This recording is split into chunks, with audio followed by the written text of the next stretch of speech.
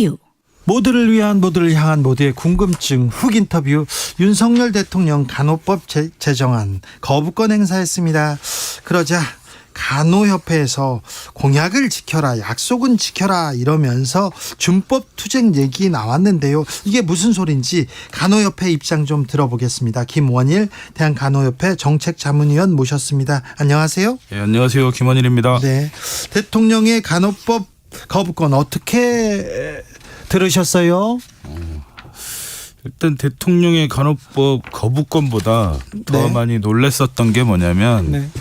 그 5월 14일 날 당정회의에서 거부권을 건의하는 이유를 5가지로 설명했는데 네. 그 주장이 하나도 사실관계가 맞지 않아서 그게 더 충격적이었고요. 네. 또 그래서 일말의 기대를 했었거든요. 그렇기 때문에 뭐 거부권 행사가 좀 검토되면 되지 않을까 안 되지 않을까 했었는데 거부권이 돼서 매우 실망스러운 상황입니다. 간호법 얘기하는데 핵심 내용이 뭡니까? 간호사들한테 뭘 다 퍼줍니까? 그런 게 아니고요. 그러니까 지금까지 간호에 관련한 필요한 사항이 의료법에 있었어요. 예. 근데 의료법은 그 영역이 의료기관만을 대상으로 했단 말이죠. 네. 그렇기 때문에 좀 간호는 다양한 영역, 그러니까 지역사회라는 다양한 영역에 90여 개의 법률에 간호사들이 활동하고 있기 때문에 네. 그러한 다양한 영역을 포괄하는 그 독립법 체계가 간호법인 거고요. 네. 그다음에 이제 이번에 특징이 코로나를 겪으면서 의료 인력 부족이 심각한 문제였잖아요. 예. 그렇기 때문에 간호 인력 확보를 예. 국가의 책무로 담아 있는 내용 이 2가지가 특징입니다. 아유, 코로나 시대에 간호사님 감사합니다. 저희가 계속 외쳤는데요. 정말 희생과 노고에 감사함 느꼈고요. 그런데 지역사회 이 구조를 두고 지금 크게 다투고 있는데 이게 무슨 의미입니까?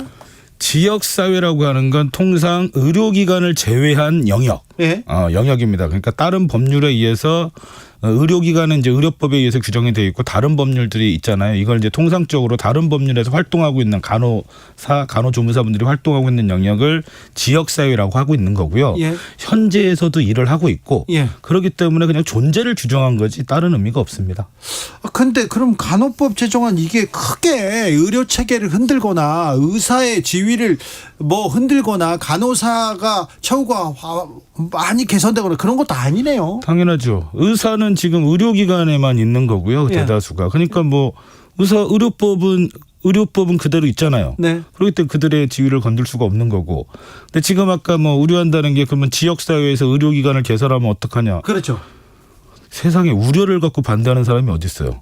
아니 우려가 있으면 반대도 해야죠. 아니 그러니까 우려라는 게 어떠한 조항에 대한 우려가 있어야 되잖아요. 그런데 네. 왜 제가 불가능하다고 얘기하냐면 의료법에 이렇게 돼 있어요. 예. 의료인은 의료기관을 개설하지 아니하고는 의료업을 할 수 없다고 돼 있습니다. 예. 그러면 결국 뭐냐면 다른 영역에서 의료기관을 개설하는 거 모두 의료법 위반이 되기 때문에 네. 우려할 수가 없는 내용이죠.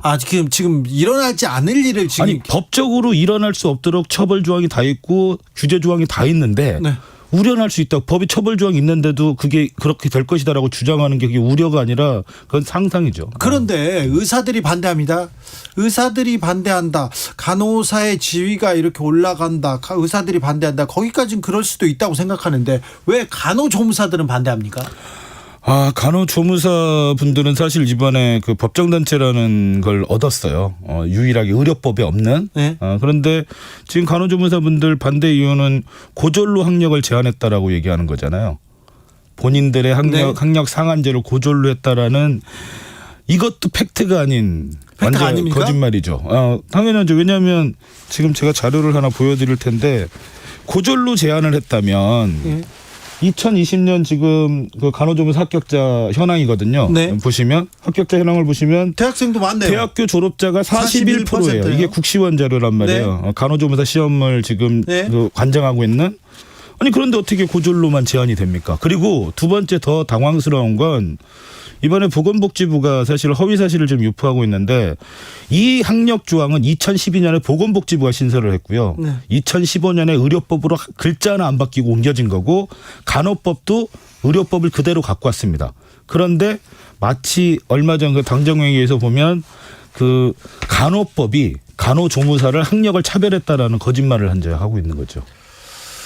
자, 그러면 이 간호법 제정으로 간호사들의 근무 환경은 더 좋아져야 됩니다. 의사들은 돈 진짜 많이 벌거든요. 그런데 간호사들은 굉장히 좀 열악한 환경에서 막 3교대로 일하고 새벽에 와서도 챙기고 이렇게 일을 많이 하는데 처우 좀 부족했거든요. 이 처우는 개선됩니까?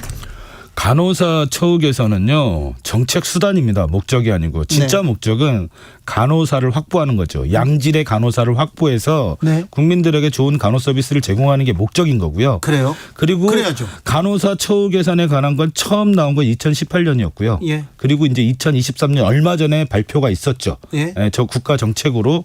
그리고 그러한 국가 정책을 할 수 있는 법적 근거를 간호법에 담았습니다. 아까 말씀드린 대로 간호사를 확보할 수 있는, 그래서 그 장기 근속하고 숙련 간호사를 확보할 수 있는 국가 정책 및 네. 재정 지원에 관한 법적 근거를 간호법에 담고 있죠. 근데 보건복지부에서 공식 SNS에 이런 글을 썼어요. 간호 법안이 오히려 돌봄의 걸림돌이 될 우려된다.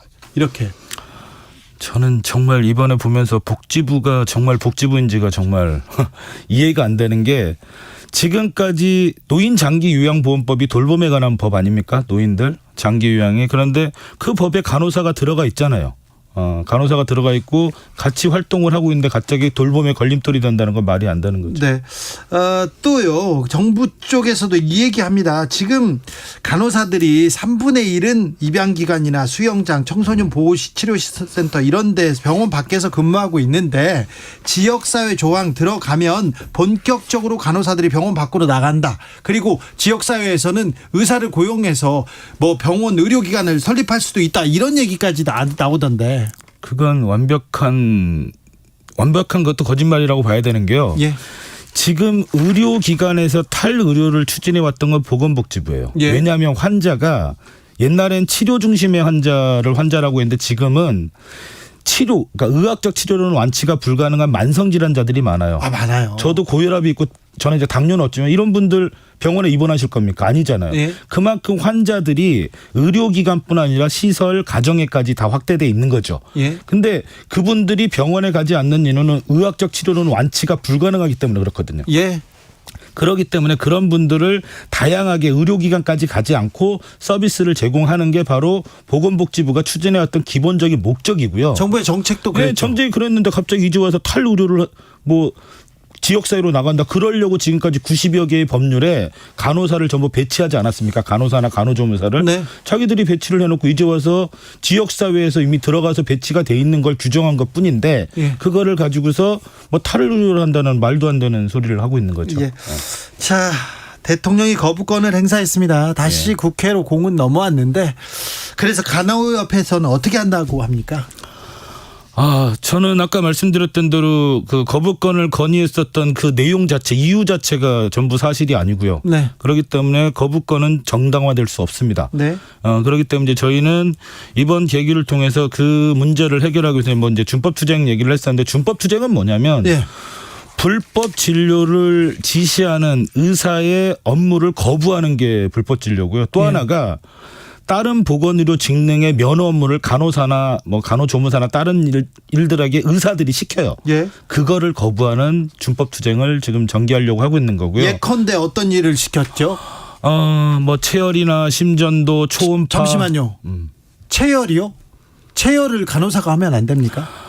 체열은 검사입니다. 예. 그리고 그거는 임상병리사가 의화학적 검사를 하게 돼 있어요. 그래서 지금껏 저 체열 다 간호사 누나들이 해줬어요. 그런 영역들이 있었죠. 예. 그러니까 그거 안 됩니까? 왜냐하면 의료기관에서 제대로 쓰지 않다 보니까. 예. 그러니까 이제 의료기관에서 임상병리사분들을 제대로 고용하지 않고 의사들 또는 의료기관의 장은 반드시 의사거든요. 네. 그 의사들의 지시에 의해서 그렇게 해왔던 거죠. 해왔던 건데 그건 이제 정확한 면허 업무 관계상 해서는 안 되는 업무는 맞습니다. 간호사가 하면 안 됩니까? 근데 그렇게 해서는 안 된다라고 법에 돼 있는 게 아니고요. 예. 그렇게 보건복지부가 유권 해석을 하고 있고 판단을 하고 있었던 내용들이에요. 사실 체열도 그렇고 봉합도 간호사가 하면 안 되는데 수술도 하고 대리 처방도 하고 대리 맞습니다. 수술도 하고 막 그런 게 비일비재하지 않습니까? 그렇죠. 그래서 굉장히 지금 두려워하고 있는 거죠. 사실 의료기관 이렇게 병원 이렇게 설립하면 의사들은 돈을 많이 벌어요. 근데 의사를 고용하지 않고 간호사들이 의사 일을 대신하거나 간호사 한 분이 두 사람 세 사람 역할을 대신하거나 그런 경우도 좀 있어요. 예, 그렇죠. 그래서 조금 약간 삐뚤어진 일이 있는데 그러면 준법 투쟁을 하면 뭐가 달라지는 건가요? 저는 병원의 구조적 잘못을 잡아내려고 하는 게 첫 번째고요. 예. 두 번째는 이번에 간호법을 하면서 임상병이나 방사선사분들이 반대를 했어요. 간호법을. 근데 정말 기가 막힌 사실이었는데 의사가 지시해서 수행한 업무를 그런 구조적인 문제에는 관심을 안 두고 그걸 간호사가 업무 침해를 했다라는 말도 안 되는 주장을 했고 그다음에 간호법이 공포도 안 됐는데 그러니까 현행 의료법 체계에서 발생되는 업무 침해를 간호법 반대의 수단으로 악용을 했던 거죠. 그래서 이번에 저희는 명백하게 밝혀두는 겁니다. 그래서 지금까지 불가피한 의료기관의 한계 때문에 간호사가 다른 그 방사선사 업무나 임상병의사 업무를 했는데 우리는 하지 않겠다라는 그 법대로 업무를 수행하겠다 이런 선언을 하는 겁니다. 간호협회의 준법투쟁, 네, 알겠습니다. 그런데 지금 간호조무사들도 반대하고 방사선 임상병리사도 반대하고 의사도 반대하고 그리고 당장 이렇게 단체 행동하면 환자들도 불편함 겪게 될 텐데 이거 어떻게 하죠? 일단 뭐 말씀하실 때 보건의료 직종이 한 20개 됩니다. 예. 그중에서 간호법을 반대한 직종이 7개예요. 모두 다 반대하지 않았고요. 그렇습니까? 네, 그건 의사협회의 이데올로기고요. 예. 그렇지 않고 그다음에 단체 행동이라고 하는 건 아까 말씀드린 대로 불법한 업무 지시에 대한 거부인 거고요. 그건 예. 원래 당연히 있었어야 되는 겁니다. 그리고 이런 문제들이 환자들에게 절대 피해가 되지 않도록 네. 그 병원 현장별로 간호사들은 그 역할을 할 거기 때문에 일괄적으로 모두 다 내리는 게 아니라 현장별에 맞게 수용하도록 그렇게 할 겁니다. 그간에 간략적으로. 잘못된 것은 그간에 잘못된 불법적인 관행은 바로 잡아야죠. 예. 자, 그리고 그 환자들 그리고 국민들이 큰 불편함을 겪게 되지는 않는다고 합니다.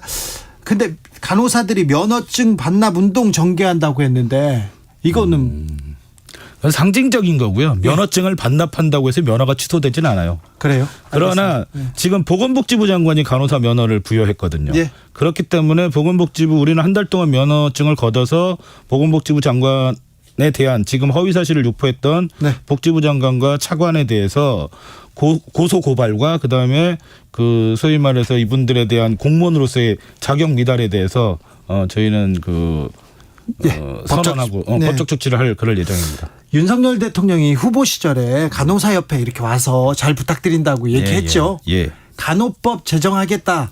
이 부분 공약으로 약속했습니까? 공약 집에는 없는 건 맞고요. 그러나 우리 여기에도 있습니다. 제가 갖고 왔는데요. 여기 자료에도 보면 이제 정책 협약이라든가 네. 협약서에 간호법 제정이 명시적으로 써 있어요. 그래요? 그렇고 동영상도 지금 많이 돌고 있지 않습니까? 그래서 이제 후보께서 직접 약속했다라는 얘기가 있고요. 수많은 과정에서 본인께서도 의료 기득권에 연연하지 않고 자기가 반드시 본인이 하시겠다라는 말씀도 하셨고, 예.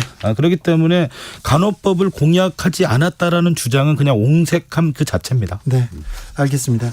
자, 간호법을 둘러싼 논란 어떤 방식으로 정리돼야 된다고 보십니까?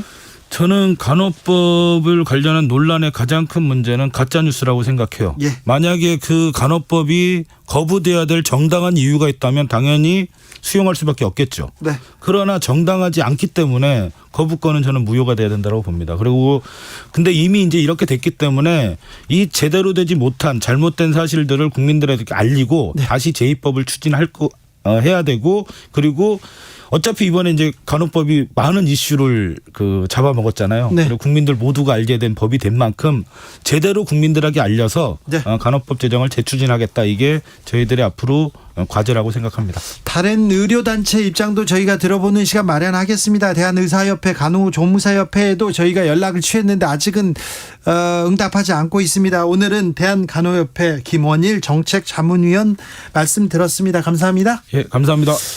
교통정보센터 다녀올까요? 김한나 씨.